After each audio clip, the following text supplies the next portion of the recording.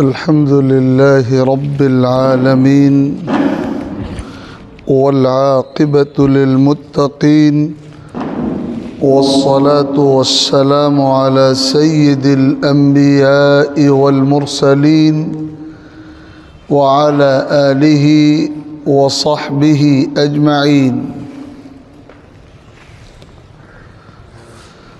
أما بعد فأعوذ بالله من الشيطان الرجيم. بسم الله الرحمن الرحيم. إن في خلق السماوات والأرض واختلاف الليل والنهار لآيات لأولي الألباب. صدق الله ربنا العلي العظيم. وقال سيدنا ومولانا محمد صلى الله عليه وسلم: الشتاء ربيع المؤمن، قصر نهاره فصامه وطال ليله فقامه. صدق رسول اللہ صلی اللہ علیہ وسلم.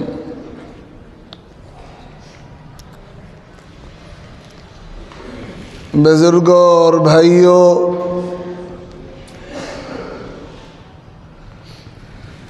اللہ تعالیٰ نے اس کائنات کو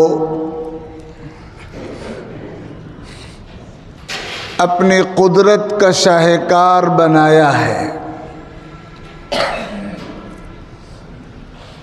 اور یہاں جو کچھ ہے اور جو کچھ ہو رہا ہے وہ اللہ تعالیٰ کی قدرت کا نمونہ ہے. اللہ تعالیٰ اپنے نظام کے مطابق زمانے کو گردش دیتے ہیں. رات ہوتی ہے، اندھیرا چھاتا ہے، پھر صبح ہوتی ہے اور اس کا اجالا انسان کو منور کرتا ہے. اللہ تعالیٰ کبھی رات کو دن میں داخل کرتے ہیں اور کبھی دن کو رات میں داخل کرتے ہیں. کبھی رات کو دن پر لپیٹا جاتا ہے اور کبھی دن کو رات پر لپیٹا جاتا ہے. قرآن مجید میں بیان ہے: یولج اللیل فی النہار ویولج النہار فی اللیل. اللہ تعالیٰ رات کو دن میں داخل کرتے ہیں تو رات بڑی ہوتی ہے اور دن چھوٹا ہوتا ہے، اور اللہ تعالیٰ دن کو رات میں داخل کرتے ہیں، نتیجہ یہ ہوتا ہے کہ دن بڑا ہوتا ہے، رات چھوٹی ہوتی ہے. رات کو دن پر اور دن کو رات پر لپیٹا جاتا ہے. یکور اللیل علی النہار ویکور النہار علی اللیل.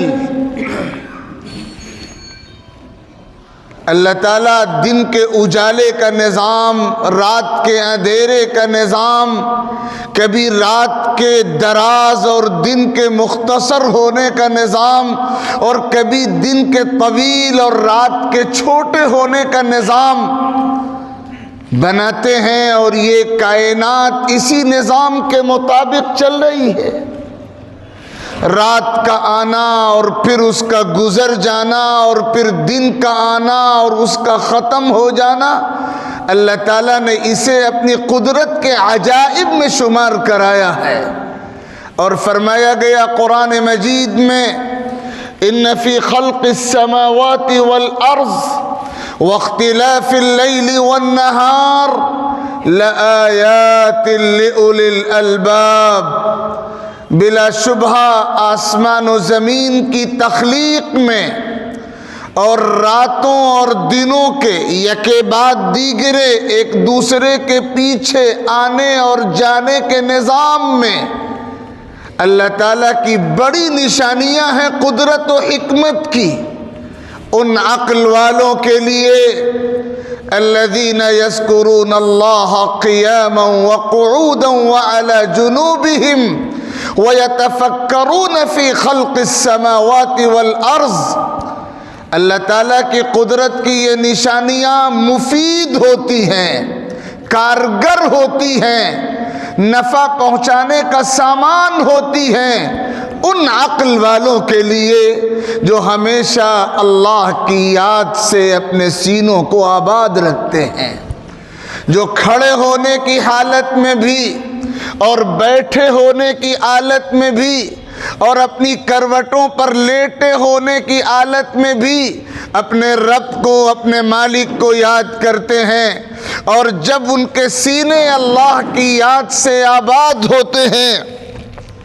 تو وہ کہتے ہیں ربنا ما خلقت هذا باطلا، اے ہمارے رب آپ نے کوئی چیز بیکار نہیں بنائی ہے، آپ نے کوئی چیز بے سود نہیں بنائی ہے، آپ کے کارخانے میں کوئی چیز بے مقصد نہیں ہے، اگر دن ہے تو اس کی بھی حکمت ہے، اگر رات ہے تو اس کی بھی حکمت ہے، اگر دن بڑا ہے تو اس میں بھی حکمتیں ہیں، اور اگر رات بڑی ہے تو اس میں بھی حکمتیں ہیں، موسم سردی کا ہے تو اس میں بھی حکمتیں ہیں، اور موسم گرمی کا ہے تو اس میں بھی حکمتیں ہیں۔ اللہ تعالیٰ کے اس کارخانہ عالم میں، کائنات کے اس کارخانے میں کوئی چیز بے مقصد نہیں ہے، کوئی چیز بے حکمت نہیں ہے، کوئی چیز بے سود نہیں ہے، نہیں ہے چیز نکمی کوئی زمانے میں، کوئی برا نہیں قدرت کے کارخانے میں۔ اللہ تعالیٰ نے اب اس موقع پر ہمیں اور آپ کو جو موسم عطا فرمایا ہے وہ یہ ہے کہ موسم سرما کی بالکل آمد ہے، سردی کا موسم دستک دے رہا ہے، اور اللہ تعالیٰ نے اس سردی کے موسم کو اپنی نعمتوں کا اور اپنی قدرتوں کا مرکز بنایا ہے۔ موسموں کی تبدیلی اللہ تعالیٰ کی قدرت کا مظاہرہ بھی ہے، اور اللہ تعالیٰ کی عظیم نعمت بھی ہے، اور اس میں ہمارے لیے اور آپ کے لیے عبرت کے، نصیحت کے، سبق حاصل کرنے کے انگنت اور بے شمار پہلو بھی اللہ تعالیٰ کی طرف سے رکھ دیے گئے ہیں۔ سیدنا حضرت ابو سعید خدری رضی اللہ تعالی عنہ جناب رسول اللہ صلی اللہ علیہ وسلم سے نقل کرتے ہیں، آقا نے ارشاد فرمایا الشتاء ربیع المؤمن، سردی کا موسم، جاڑے کا موسم مسلمان کے لیے موسم بہار ہے، موسم بہار ہے۔ قصر نہارہ فصامہ وطال لیلہ فقامہ، اللہ تعالیٰ نے سردی کے موسم کے دنوں کو مختصر بنایا ہے تاکہ نفل روزوں کا اہتمام ایمان والوں کے لیے آسان ہو جائے، اور اللہ تعالیٰ نے سردی کے موسم کی راتوں کو لمبا اور دراز رکھا ہے تاکہ تہجد کا اہتمام، ذکر و تلاوت کا اہتمام، شب بیداری کا اہتمام، سحر خیزی کا اہتمام، اللہ کے دربار میں آہ سحرگاہی کا اہتمام بندے کی زندگی میں بڑھ جائے اور آسان ہو جائے۔ تو اللہ تعالیٰ نے سردی کا یہ موسم جو شروع فرمایا ہے اور جو آئندہ کئی مہینوں تک اللہ تعالیٰ کے فضل سے جاری رہے گا، اس موسم میں ہمارے لیے اور آپ کے لیے خیر کے، برکت کے، فائدے کے بے شمار اور انگنت پہلو رکھ دیے گئے ہیں، جسمانی صحت کے حوالے سے بھی اور ایمانی اور عملی ترقی کے حوالے سے بھی۔ اللہ تعالیٰ نے اس موسم کو جسمانی صحت کو سازگار کرنے کے لیے بھی بہت موافق بنایا ہے،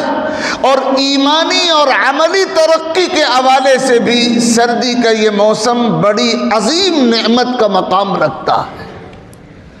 سب سے پہلا پہلو، سب سے بنیادی پہلو جو سردی کے اس موسم کا عظیم نفع ہے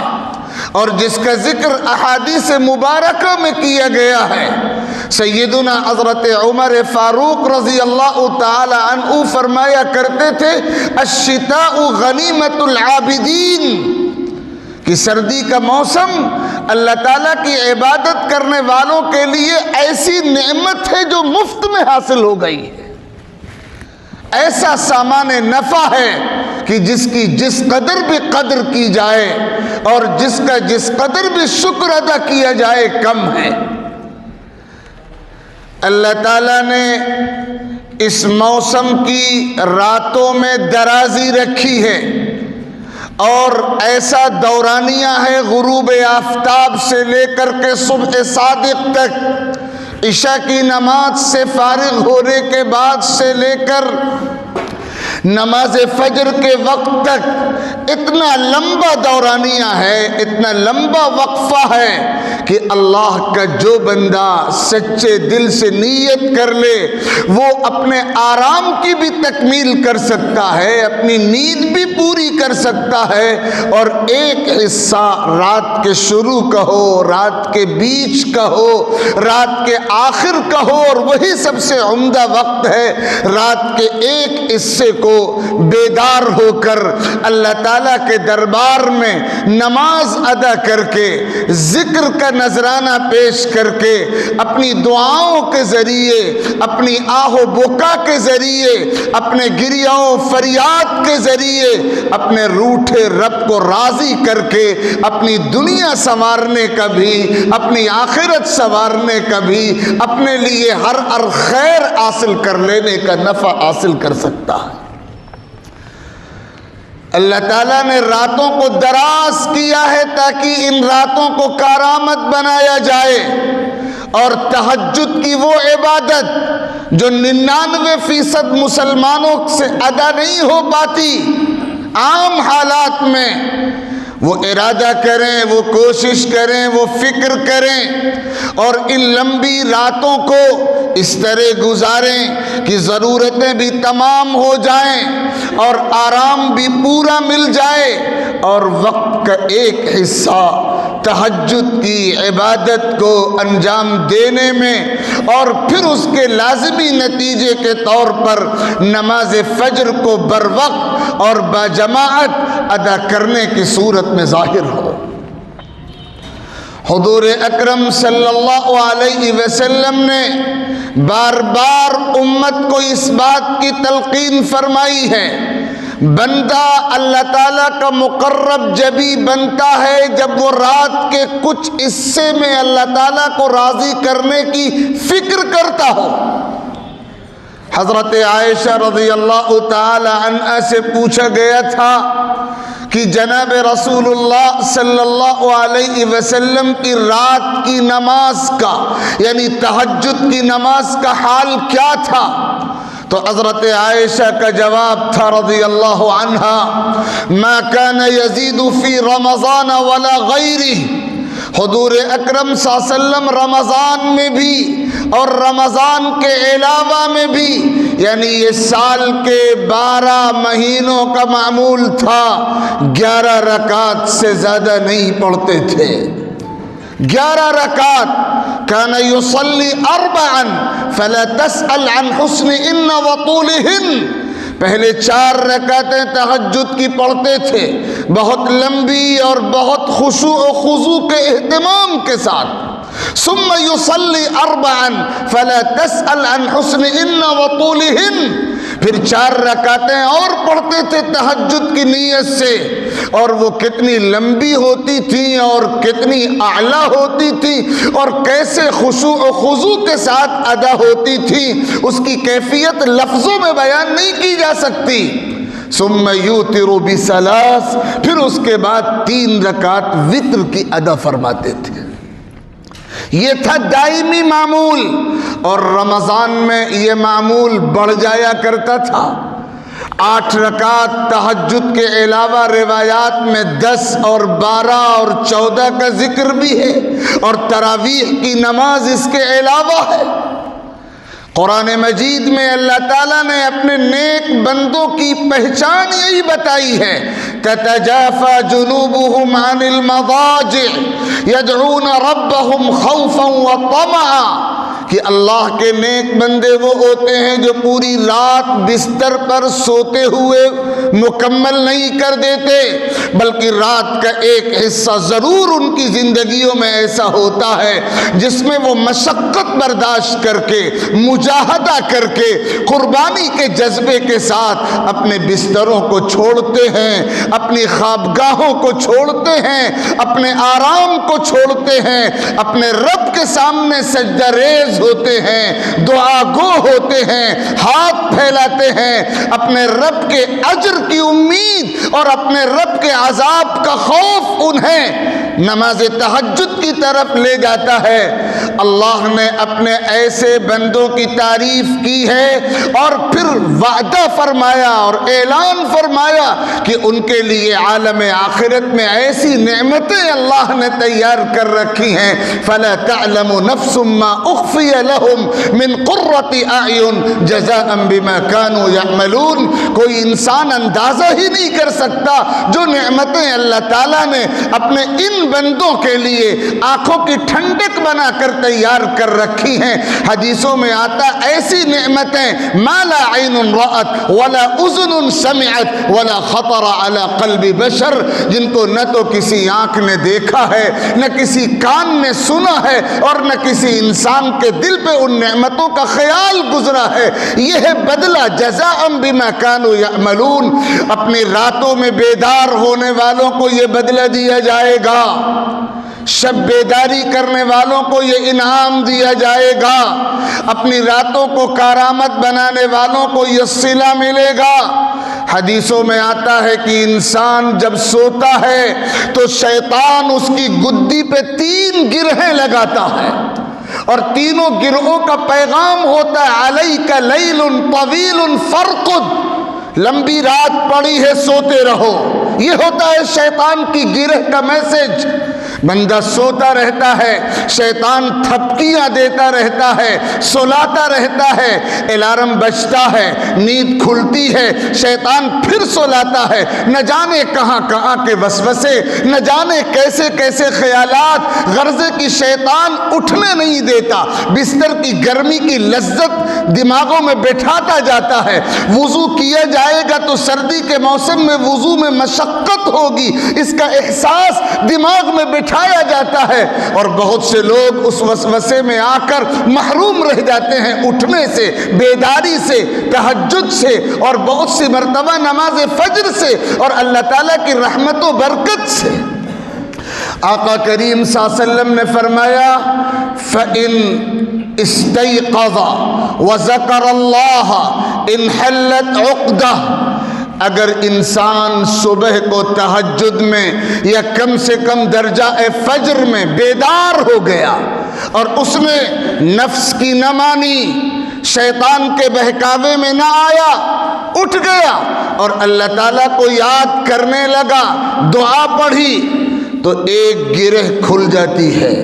فَإِن تَوَضَّأَ، اور پھر جب وضو کر بیٹھا، وضو کر چکا، تو دوسری گرہ کھل جاتی ہے، اور پھر جب اس نے نماز ادا کر لی تہجد کی اور فجر کی، تو تمام گرہیں شیطان کی کھل جاتی ہیں اور شیطان کا وار ناکام ہو جاتا ہے۔ اور پھر روایات میں آتا اصبح نشیطا طیب النفس والا اصبح خبیث النفس کسلان، کہ اگر وہ اس کا اہتمام کرے تو پورا دن بشاشت کے ساتھ، سکون کے ساتھ، اطمینان کے ساتھ، چین کے ساتھ گزرتا ہے، ورنہ غم، مصیبتیں، ٹینشن، بے چینی، بدسکونی اور جھجلاہٹ اس کے دماغ پر، وجود پر مسلط رہتی ہے۔ تو احادیث میں تو اس قدر ذکر ہے تہجد کے اہتمام کا۔ ایک حدیث پاک میں آقا کریم صلی اللہ علیہ وسلم نے فرمایا عجب ربنا من رجلین، اللہ تعالیٰ دو انسانوں سے بہت زیادہ خوش ہوتے ہیں. ایک وہ انسان رجل، وہ انسان جو سردی کے موسم میں گرم بستر پہ سو رہا ہو اور تہجد کا وقت آئے، دل نہیں چاہتا اٹھنے کا، نفس اکساتا ہے، لیکن پھر بھی رجل سارا من بین فراشہ ووطائہ ومن بین حبہ، وہ اللہ تعالیٰ کے دربار کے ثواب کی امید میں اور عذاب سے بچنے کے لیے اور اپنے آپ کو بچانے کے لیے اپنے لحاف کو، اپنے گرم بستر کو اور اپنے محبوب اہل و عیال کو چھوڑ کر اٹھ جاتا ہے اور نماز تہجد ادا کرتا ہے، نماز فجر ادا کرتا ہے.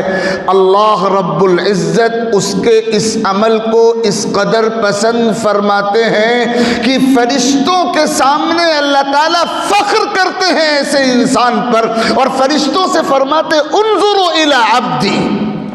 میرے اس بندے کو دیکھو، سار من فراشہ ووطائہ ولحافہ من بین حبہ واہلہ رغبۃ فیما عندی وشفقا مما عندی. یہ میرا بندہ ہے جس نے گرم بستر چھوڑ دیا، اہل و عیال کو چھوڑ دیا، نماز کے لیے اٹھ کھڑا ہوا، اور یہ جذبہ اس کے سینے میں ہے کہ اسے اجر حاصل ہو اور عذاب سے حفاظت ہو جائے، اس جذبے سے یہ اٹھا ہے. اے فرشتوں، میں تم کو گواہ بناتا ہوں، اشہدکم انی قد اعطیت ما رجانی وامنتہ مما خاف. اے میرے فرشتوں، میں تم کو گواہ بناتا ہوں کہ میں نے اس کی مراد پوری کر دی، جو اس کی امید ہے، جو اس کی دعا ہے، میں اسے عطا کروں گا، اور جس عذاب کا اسے خوف ہے اس عذاب سے میں اسے محفوظ کر دوں گا. تو احادیث کے ذخیرے میں ایسی بے شمار روایات ہیں. تو موسم سرما ہمارے لیے اللہ تعالیٰ کا بہت بڑا انعام ہے، اور اس میں ہماری ایمانی اور عملی ترقی کے لیے بہت سے مواقع اللہ تعالیٰ کی طرف سے رکھ دیے گئے ہیں. میں نے صرف ایک پہلو آج کی مجلس میں ذکر کیا، بقیہ باتیں انشاءاللہ اگلے ہفتے میں ہوں گی، کہ یہ موقع ہے اپنی راتوں میں اٹھ کر تہجد کے اہتمام کا، اور جب تہجد کی توفیق ہوگی تو بحمد اللہ تعالی نماز فجر با جماعت ادا کرنے کی بھی توفیق ہوگی، الا یہ کہ کوئی شرعی یا طبعی معقول عذر ہو. تو نماز تہجد کا اہتمام اور راتوں میں اللہ کے سامنے رو رو کر دعا مانگنے کا اہتمام، یہ موقع ہے ہمارے لیے. یاد رکھیے، آقا کریم صلی اللہ علیہ وسلم فرمایا کرتے تھے، اقرب ما یکون الرب من العبد فی جوف اللیل الآخر. اللہ بندے سے سب سے زیادہ قریب رات کے آخری حصے میں ہوتا ہے. جو بندہ اس وقت اٹھنے کا اہتمام کرتا ہے، اللہ تعالیٰ کا قرب اسے حاصل ہوتا ہے. ضرورت اس بات کی ہے کہ ہم ان نعمتوں کو، ان موقعوں کو، ان سنہرے مواقع کو بے انتہا غنیمت سمجھیں اور اپنے رب کو راضی کرنے کی فکر میں لگ جائیں. اللہ رب العزت مجھے بھی توفیق بخشے اور آپ سبھی صاحبان کو توفیق خاص مرحمت فرمائے. آمین. وآخر دعوانا ان الحمد للہ رب العالمین.